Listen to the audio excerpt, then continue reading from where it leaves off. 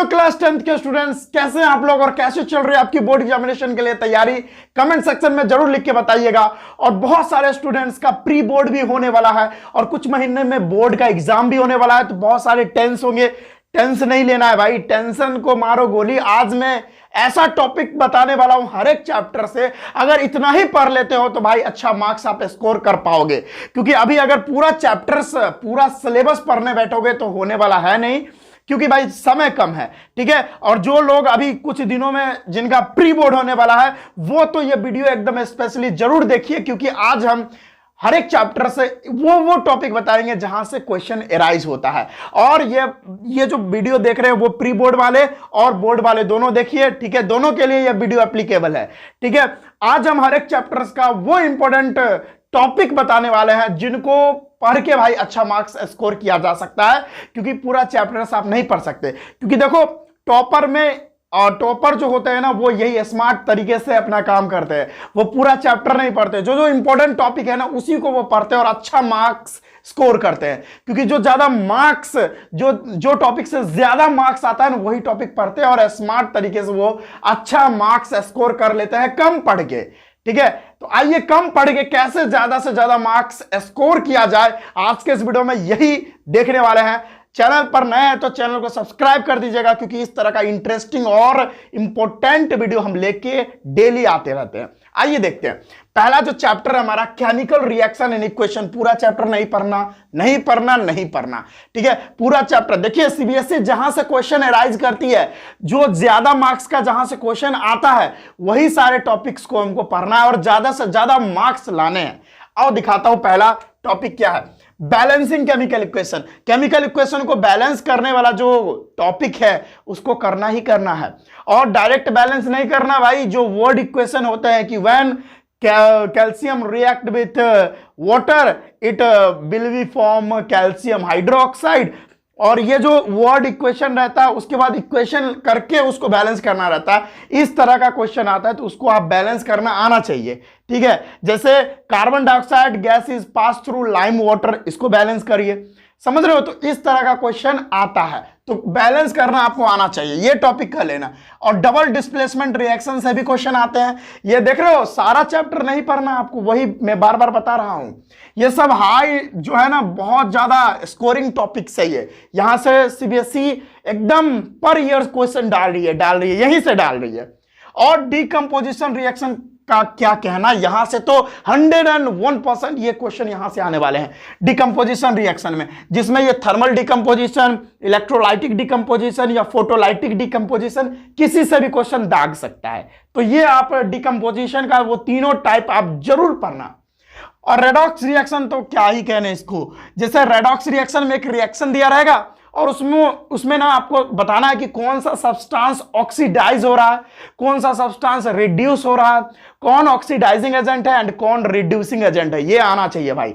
ये अगर टॉपिक्स कर लेते हो तो मजा ही आ जाएगा, आप एकदम बढ़िया स्कोर कर सकते हो। अगर जो भी केमिकल रिएक्शन एंड इक्वेशन से क्वेश्चन आते हैं वो पूरे में पूरे आप कर लोगे। जैसे एक और है हमारा रेंसिडिटी से तो उतने क्वेश्चन नहीं आते, लेकिन रस्टिंग ऑफ आयरन से क्वेश्चन आते हैं, तो ये भी टॉपिक आप कर लेना। बाकी का टॉपिक से उतने सारे क्वेश्चन पूछे नहीं जाते, तो ये सारे, अभी समय कम है, ये सारे टॉपिक्स भी अगर कर लेते हो तो अच्छा मार्क्स आप लाने वाले हो। ये गारंटी है, गारंटी। आओ अगला। बहुत सारे रिसर्च करने के बाद ये सारा लेके आता हूं, तो वीडियो को लाइक और चैनल को सब्सक्राइब जरूर करें। आइए अगला है टॉपिक, अगला चैप्टर है sorry, acid basis and salt. Acid basis and salt में भी पूरा चैप्टर आपको पढ़ना नहीं है, स्मार्ट तरीके से अपना काम करना है अभी। ठीक है, क्योंकि हमारे पास अभी 2 महीना का भी समय मतलब वो बहुत हो गया। 2 महीना अभी सही ढंग से बोले तो नहीं बचा हुआ है। ठीक है, क्योंकि बीच में कुछ फेस्टिवल्स भी आने वाले हैं जिसमें हम लोग इधर उधर करेंगे, समझ रहे? तो ये बात होती है, तो स्मार्ट तरीके से पढ़ाई करना है अभी के तौर पे। अभी भाई समय खत्म हो गया, मात्र बहुत कम दिन बचा है, तो स्मार्ट तरीके से पढ़ाई करेंगे, पूरा चैप्टर नहीं पढ़ेंगे। जैसे ये देखिए, chemical properties of acid and base. Acid and base का जो केमिकल प्रॉपर्टी होता है कैसे, जैसे एसिड अगर मेटल के साथ रिएक्शन करता है तो क्या बनाता है, एसिड जो है मतलब एसिड जो है ये मेटल के साथ रिएक्शन करता है तो क्या बनाता है, एसिड जो है मेटल कार्बोनेट के साथ रिएक्शन करता है तो क्या बनाता है। ये सारा तो आपको करना ही करना है, डेफिनेटली ये करना है। ये मोस्ट स्कोरिंग चैप्टर है एकदम। अगला एम्पथेरिक ऑक्साइड, ओ भाई ये काफी इंपॉर्टेंट है। वैसे एम्पथेरिक ऑक्साइड यहां मेरे को डालना था, लेकिन चलो कोई बात नहीं है, इस चैप्टर में ही डाल दिया। एम्पथेरिक ऑक्साइड क्या होता है, काफी इंपॉर्टेंट है ना। ऐसा ऑक्साइड जो एसिड एंड बेस दोनों का रिएक्शन, ऐसा ऑक्साइड जो एसिड और बेस दोनों का रिएक्शन फिर क्या बोल रहा हूं भाई, क्या हो रहा है, ऐसा ऑक्साइड, ठीक है, जो एसिड और बेस दोनों का प्रॉपर्टी शो करता है, उसको एम्पथेरिक ऑक्साइड बोलते हैं। Sorry for mistake. अगला है न्यूट्रलाइजेशन रिएक्शन। भाई ये न्यूट्रलाइजेशन रिएक्शन करना ही करना है अपने लोगों को, ठीक है, मोस्ट इंपॉर्टेंट।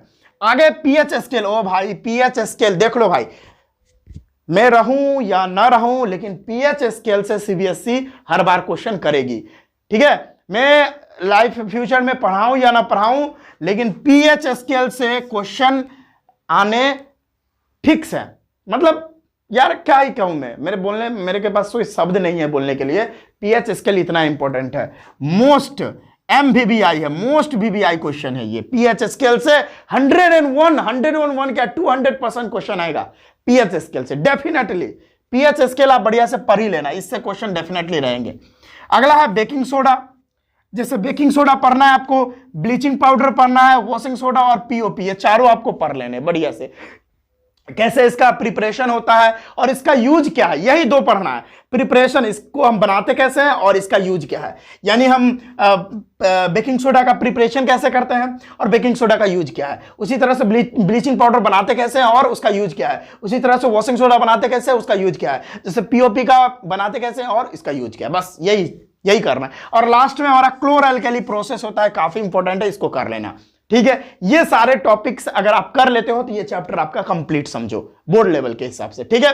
और प्री बोर्ड जो होने वाला है उसमें भी आप बहुत अच्छा स्कोर कर सकते हो, ठीक है, बहुत बढ़िया। अब अगला चैप्टर है हमारा मेटल्स एंड नॉन मेटल्स। ये जो चैप्टर है काफी इंपॉर्टेंट है, इससे बहुत सारे क्वेश्चंस भी आते हैं, ठीक है। जैसे देखो मेटल्स एंड नॉन मेटल्स में सबसे पहले आपको chemical properties of metal and non metal, metal और नॉन मेटल का जो केमिकल, फिजिकल नहीं भाई, फिजिकल से उतने सवाल नहीं आते, ठीक है। जैसे फिजिकल में अगर पूछ भी लेगा ना तो एक्सेप्शन पूछेगा, एक्सेप्शन, ठीक है। लेकिन अगर मोस्ट इंपोर्टेंट बात करें तो केमिकल प्रॉपर्टीज हमको मेटल्स एंड नॉन मेटल्स का केमिकल प्रॉपर्टीज पूछता है, ठीक है, कि मेटल वाटर के साथ रिएक्शन करेगा तो क्या बनाएगा, इस तरह से, ठीक है। अगला है formation of ionic bond. Ionic bond कैसे फॉर्म करता है, काफी इंपॉर्टेंट, यहां से सवाल आएंगे। एमवीबीआई ये भी है, ये एमवीबीआई है, यानी कैसे आयनिक बॉन्ड फॉर्म होता है, ठीक है। और उसका इलेक्ट्रॉन डॉट स्ट्रक्चर पूछ लेगा इस तरह से। जैसे कोई एक आपको कंपाउंड दे देगा, जैसे CO2 दे दिया, H2O दे दिया, NaCl दे दिया, कोई भी दे देगा और बताएगा कि पूछेगा कैसे यहां पर बॉन्ड फॉर्मेशन हो रहा है। अगला है इलेक्ट्रोलाइटिक रिफाइनिंग। अरे भाई ये काफी इंपॉर्टेंट है, ये भी इंपॉर्टेंट है, ये भी करना है। बस भाई इसमें जो भी लिखा है ना सारा इंपॉर्टेंट है, ठीक है। जैसे physical properties of ionic and covalent compound, covalent and ionic compound का जो फिजिकल प्रॉपर्टी होता है वो आपको बताना है, ठीक है। जैसे आयनिक कंपाउंड का फिजिकल प्रॉपर्टी अगर हम बात करें तो आयनिक कंपाउंड जो होते हैं स्ट्रांग होते हैं, कोवेलेंट कंपाउंड जनरली स्ट्रांग नहीं होते हैं, है ना। इनका हाई मेल्टिंग पॉइंट होता है, इनका लो मेल्टिंग पॉइंट होता है, इस तरह से। तो इस तरह का फिजिकल प्रॉपर्टीज आपको कर लेने हैं मेटल्स और नॉन मेटल्स में, आयनिक और कोवेलेंट कंपाउंड्स के, ठीक है। आगे बढ़ते हैं कार्बन एंड इट्स कंपाउंड। ये काफी बड़ा चैप्टर है और काफी इंपॉर्टेंट चैप्टर भी है। तो इसमें कुछ ज्यादा टॉपिक्स हमने लिए हैं जहां से क्वेश्चन सीबीएसई कर रही है। भाई पूरा रिसर्च करके वीडियो बनाता हूं, ठीक है। तो इसमें कुछ ज्यादा टॉपिक्स हैं, जैसे ये जो टॉपिक है ना, ये आपको करना ही करना है कि why is carbon make large number of carbon compounds. Carbon जो है लार्ज अमाउंट में, लार्ज अमाउंट नहीं कह सकते, लार्ज नंबर में कंपाउंड्स क्यों फॉर्म करता है। ये इंपॉर्टेंट क्वेश्चन भी है, ये इंपॉर्टेंट टॉपिक भी है, तो इसको कवर करना आपको पता होना चाहिए। टेट्रावेलेंसी और कैटिनेशन, ये दो प्रॉपर्टी होता है जिसके कारण कार्बन जो है लार्ज नंबर में यहां पर कंपाउंड्स बनाता है। बहुत ही बढ़िया। हाइड्रोकार्बन, हाइड्रोकार्बन आपको करना है, जिसमें हाइड्रोकार्बन के टाइप्स हो गए सैचुरेटेड एंड अनसैचुरेटेड, उसको देख लेना है, ठीक है, ठीक है। अगला होता है होमोलोगस सीरीज। भाई यहां से भी सवाल आएगा, मैं कह रहा हूं होमोलोगस सीरीज से क्वेश्चन आएंगे डेफिनेटली, तो ये इसको भी करना ही करना है। IUPAC nomenclature alkane, alkene, alkyne and functional group, ठीक है। तो आईयूपीएससी नोमेनक्लेचर तो करना ही करना है, ये तो आना ही चाहिए, और मेरे को बोलने की जरूरत नहीं है कि आईयूपीएससी नोमेनक्लेचर कितना इंपॉर्टेंट है, ठीक है। अगला है हमारा एडिशन एंड सब्स्टिट्यूशन रिएक्शन, ये करना ही करना है, काफी इंपॉर्टेंट है। And ethanol and ethanoic acid का जितना सारा रिएक्शन है, इथेनॉल एंड इथेनोइक एसिड का जितना सारा रिएक्शंस है, वो कुछ एक दो तो रिएक्शन है ही भाई, वो सारा कर लेना, ठीक है, याद कर लेना समझ के। और cleansing action of soap, soap का क्लींजिंग एक्शन क्या होता है वो कर लेना, ठीक है। ये सारे जो भी टॉपिक्स है वो सारे मेरे चैनल पे अपलोड कर दिए गए हैं बहुत पहले, आप जाके, अगर आपको नहीं मिल रहा है तो आप जाके यहां से भी देख सकते हैं, ठीक है। ये जितना टॉपिक है, जितना चैप्टर्स है, मैं सभी को पढ़ा चुका हूं, ठीक है, वो भी वन शॉट में आप जाके देख सकते हैं, ठीक है। वन शॉट में पूरा चैप्टर पढ़ाया हूं, लेकिन जो जो टॉपिक मैं आपको बता रहा हूं बस वही टॉपिक आप पढ़ो, ठीक है। आप जो भी वीडियो केमिस्ट्री, फिजिक्स या बायोलॉजी में खोजोगे आपको मिल जाएगा मेरे चैनल पे, तो जो जो टॉपिक मैं बोल रहा हूं वो टॉपिक डेफिनेटली पढ़ ही लो, ठीक है। चलिए, तो ये था 4 चैप्टर का, एक चैप्टर हमारा रह गया पीरियोडिक क्लासिफिकेशन ऑफ एलिमेंट्स, वो भी बता रहा हूं, पहले इसका स्क्रीनशॉट कर लो, स्क्रीनशॉट कर लो आप जल्दी से।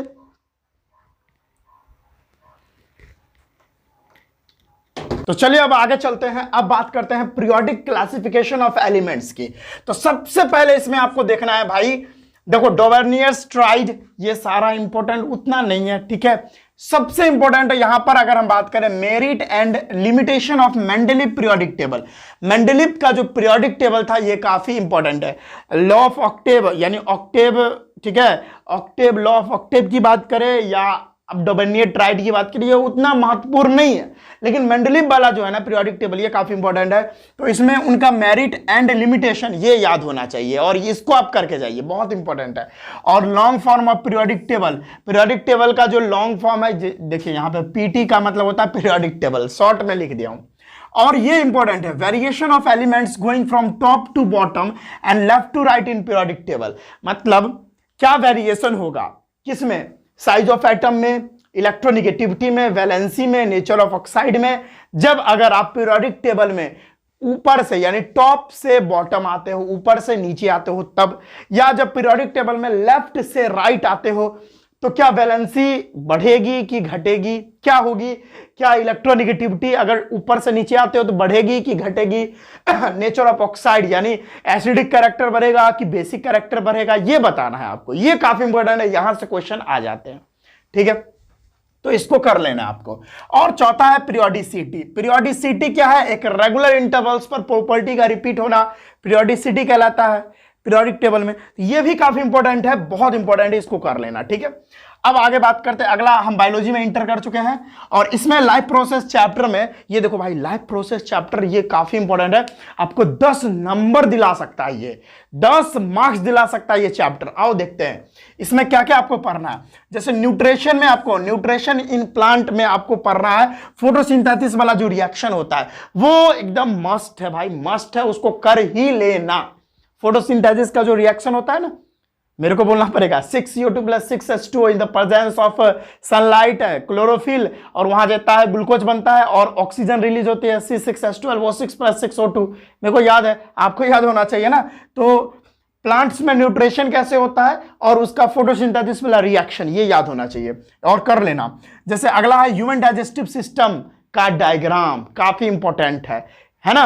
देखो 2 तरह से डायग्राम पूछ लेते हैं, या तो कहेगा कि बना देने के लिए डायग्राम, या उस क्वेश्चन में ही आपको गिवन रहेगा और पर्टिकुलर लोकेशन को दर्शाया रहेगा कि ABCD करके बताइए ये वाला पार्ट का नाम क्या है, ये वाले पार्ट का नाम क्या है और उसका फंक्शन क्या है, इस तरह से क्वेश्चन पूछ लेगा आपसे। और काफी इंपॉर्टेंट ये वाला, जो स्टोमक में इंजाइम्स प्रेजेंट होते हैं वो कौन कौन से इंजाइम प्रेजेंट होते हैं और उनका फंक्शन क्या है, ये इंपॉर्टेंट है, देख रहे हैं यहां पे लिखा हुआ है, तो ये कर लेना।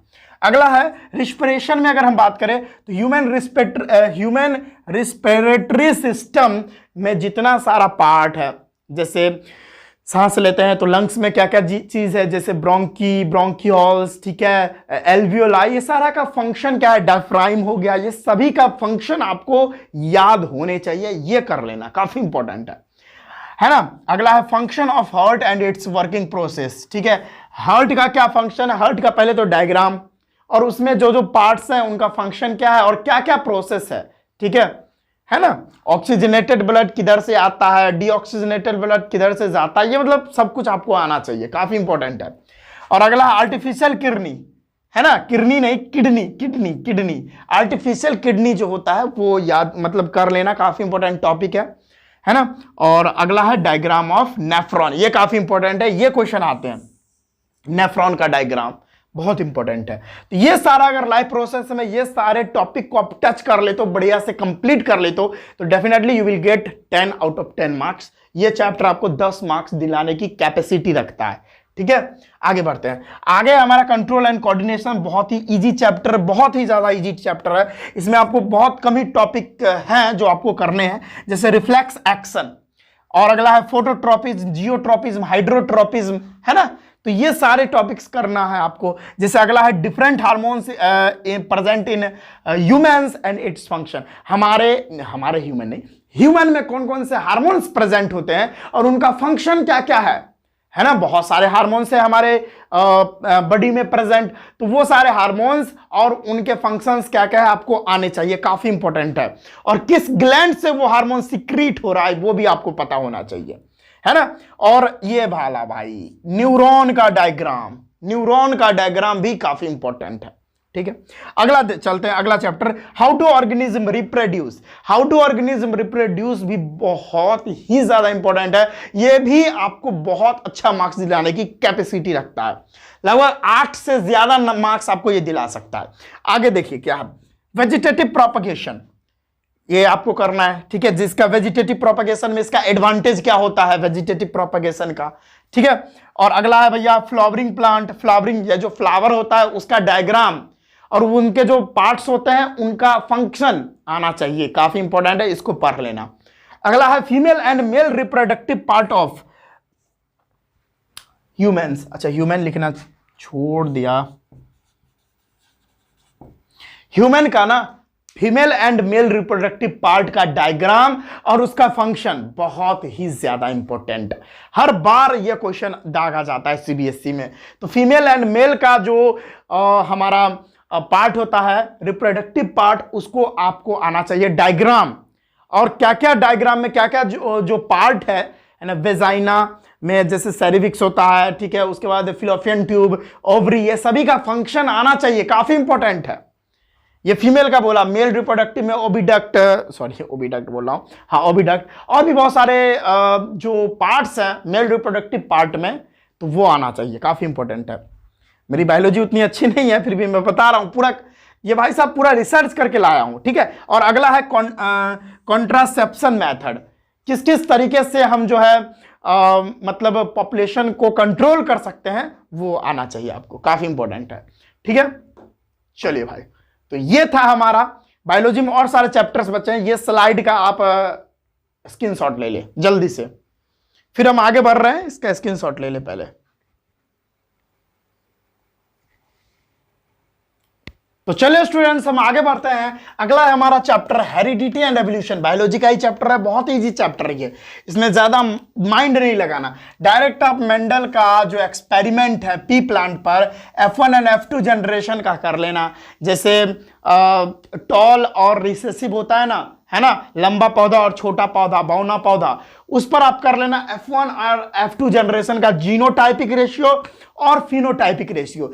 इस तरह का अगर आप पूरा टॉपिक, अगर आप मेंडल के एक्सपेरिमेंट पर जीनोटाइपिक रेशियो और फिनोटाइपिक रेशियो क्या आता है F1 और F2 जनरेशन में, है ना, पी प्लांट पर टॉल और रिसेसिव में या राउंड एंड व्रिंकल सीड में कर लिए तो भाई आपका काम कंप्लीट है। या जो फ्लावर होता है, एक पर्पल फ्लावर एक व्हाइट फ्लावर होता है ना, उस पर आपने कर लिया तो काम बन गया आपका, ठीक है। तो मेंडल एक्सपेरिमेंट काफी इंपॉर्टेंट है F1 एंड F2 जनरेशन का। और दूसरा भैया सेक्स डिटर्मिनेशन, अगर ये दो टॉपिक कर लेते हो तो कोई प्रॉब्लम नहीं है इस चैप्टर में, जितने मार्क्स के क्वेश्चन पूछते हैं वो सारे मार्क्स आप अचीव कर लोगे इस चैप्टर से। अगला है अर्बन एनवायरनमेंट, काफी मतलब ईजी चैप्टर, और 5 नंबर ये आपको दे देगा ये चैप्टर अगर आप ये कर ले तो। ये टॉपिक जैसे food chain and food web, एकदम सिंपल क्वेश्चन आते हैं डायरेक्ट। और 10% लॉ जो होता है ना, 10% लॉ जो होता है, and ozone layer formation and depletion, ozone layer कैसे बनता है और कैसे इसका डिप्लेशन हो रहा है, ठीक है। ये अगर 3 टॉपिक कर लिए तो भाई 5 नंबर आपके पक्के हो गए इस चैप्टर में। जैसे आप फिजिक्स में स्टार्ट कर दिए हैं, रिफ्लेक्शन एंड रिफ्रैक्शन में अगर बात करें तो मिरर एंड लेंस में जो इमेज बनता है, इमेज फॉर्मेशन होता है, ये काफी इंपॉर्टेंट है। ये दोनों में, मिरर में भी कर लेना और लेंस में भी कर लेना, इमेज फॉर्मेशन काफी इंपॉर्टेंट है ना। अगला है mirror and magnification formula. Mirror का क्या फार्मूला होता है और मैग्निफिकेशन का क्या फार्मूला होता है, ये आप अच्छे से कर लेना और उस पर न्यूमेरिकल प्रैक्टिस कर लेना भाई। न्यूमेरिकल आएंगे ही आएंगे, एक न्यूमेरिकल। अगला है laws of reflection and refraction of light. ठीक है, ऑफ लाइट लगा दो भाई, ऑफ लाइट अच्छा दिखेगा। रिफ्रैक्शन एंड रिफ्लेक्शन दोनों का लॉ क्या है वो आपको आना चाहिए। ठीक है, सब में पढ़ा चुका हूं भाई, कोई प्रॉब्लम नहीं है, होना चाहिए आपको। चौथा है रिफ्रैक्टिव इंडेक्स, है ना, ये भी काफी इंपॉर्टेंट है। ये 4 टॉपिक कर लेते हो तो आपका कोई प्रॉब्लम नहीं है रिफ्लेक्शन एंड रिफ्रैक्शन में, दोनों की बात कर रहा हूं मैं। ठीक है, अगला है human I and colourful world. ये तो बहुत इजी चैप्टर है, इसमें एकदम बहुत इजी क्वेश्चन आएंगे, जैसे भाई रेनबो कैसे बनता है, ये जैसे ट्विंकलिंग ऑफ स्टार, स्टार क्यों भाई टिमटिमाते हैं, तारे क्यों टिमटिमाते हैं, और वाई सन इज, ये इजी है, थोड़ी इंग्लिश सही कर ले भाई। Why is sun red at evening and white at noon. जो हमारा सूर्य होता है वो शाम में या सुबह में लाल क्यों दिखाई देता है, लाल क्यों मतलब प्रतीत होता है, और दोपहर में उजला दिखाई देता है, कारण बताना है, बहुत इजी है ना। अगला है why is sky blue, sky जो है आकाश का रंग नीला क्यों होता है, अरे भाई ये सब बहुत इजी है।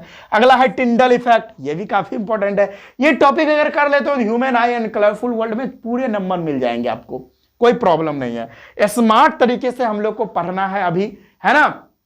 कुछ महीने बोर्ड एग्जाम के रह गए और कुछ दिन रह गए हैं आपके। देखिए अलग अलग स्कूल में अलग अलग डेट होता है प्री बोर्ड का, है ना, तो आप अपने हिसाब से देख लेना। वैसे अगर ये टॉपिक भी अगर कर लेते हो तो भाई साहब आपके अच्छे नंबर आ जाएंगे। प्री बोर्ड का भी मैं बात कर रहा हूं, अगर आपके 5-6 दिन या 7 दिन 10 दिन बचा हुआ है प्री बोर्ड का, तो अभी से भी ये कर लोगे ना तो अच्छा नंबर आ जाएगा। ठीक है, कोई प्रॉब्लम नहीं है। जैसे इलेक्ट्रिसिटी चैप्टर है ना, तो इसमें ओम्स लॉ तो भाई बहुत इंपॉर्टेंट है, मैं क्या ही बताऊं। फिर रेजिस्टिविटी वाला जो फॉर्मूला होता है R equal to rho L by area, उस पर जो न्यूमेरिकल प्रैक्टिस है इसका बेमिसाल आप न्यूमेरिकल प्रैक्टिस कर लो, है ना। इलेक्ट्रिसिटी चैप्टर में तो न्यूमेरिकल प्रैक्टिस आपको बहुत तगड़ा होना चाहिए, क्योंकि ये अभी काम देगा 10th में, और जब आप ये इलेक्ट्रोस्टैट पढ़ोगे क्लास 12th में तभी भी काम देगा ये। ठीक है, तो न्यूमेरिकल प्रैक्टिस रेजिस्टिविटी पर होना चाहिए। सीरीज एंड पैरेलल कॉम्बिनेशन जो होता है, सीरीज एंड पैरेलल वाला जो फॉर्मूला होता है उस पर भी न्यूमेरिकल प्रैक्टिस अच्छा होना चाहिए। पावर ऑल फार्मूला, यानी जितने भी पावर के फॉर्मूले होते हैं, P equal to V into I, P equal to I square R, P equal to V square by R, ठीक है, P equal to W by T, जितने सारे फॉर्मूले होते हैं सारे याद होने चाहिए और उस पर न्यूमेरिकल प्रैक्टिस भी अच्छा होना चाहिए, ताकि कोई भी क्वेश्चन आए तो एकदम रगड़ दो वहां पे। Heating effect of electric current पर जो न्यूमेरिकल्स हैं और कंसेप्ट है सभी को आना चाहिए, आपको सब आना चाहिए। जैसे इसी को heating effect of electric current में जूल्स लॉ ऑफ हीटिंग है, ये भी इंपॉर्टेंट है। जैसे अगला चैप्टर हमारा ये कर लेना भाई, ये ज्यादा मैं नहीं दिया हूं, पूरा चैप्टर आपको नहीं पढ़ना, ये सारा टॉपिक कर लो, काम निकल जाएगा। अगला है magnetic effect of electric current में आपको क्या देखना है, मैग्नेटिक फील्ड लाइंस की प्रॉपर्टी देखनी है, और दो मैग्नेटिक फील्ड लाइंस एक दूसरे को इंटरसेक्ट क्यों नहीं करती है यह भी बताना आपको, काफी इंपॉर्टेंट है। जैसे मैग्नेटिक फील्ड प्रोड्यूस होता है लूप में, वो बताने हैं कैसे होता है, क्या क्या बात होता है। सोलेनाइड, अरे भाई ये तो बहुत इंपॉर्टेंट है। एमवीवीआई सोलेनाइड काफी इंपॉर्टेंट है, कर लेना, बहुत ही ज्यादा इंपॉर्टेंट, बहुत बहुत बहुत बहुत बहुत ज्यादा आना है, फिक्स से आ जाएगा, छप गया आपका क्वेश्चन, छप गया सोलेनाइड एकदम फिक्स। अगला है इलेक्ट्रिक मोटर, ये भी काफी इंपॉर्टेंट है, ये सारे कर लेना, इसका स्क्रीनशॉट कर लो जल्दी से आप।